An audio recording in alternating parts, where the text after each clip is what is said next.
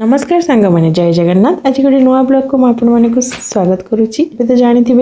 बजार में गोटे किसी चेन फेन पकई गले चोर लग जाती मुझे तैयारी कर हाथ में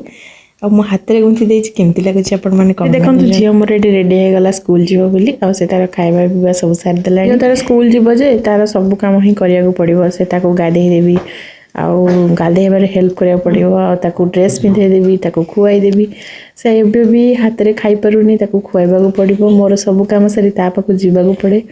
बेले बेले से हाथ में किछिटा काम कर दिए किंतु एबे आउ किछि भी करूनी। एठी आम दुकान देखंतु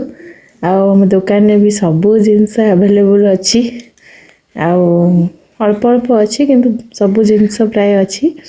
आईटी झील मोर ये ठिया होती तार ऑटो आसो बोली तार ऑटो आसीगला से तार स्कूल पड़े तार दी जन सांग भी से बस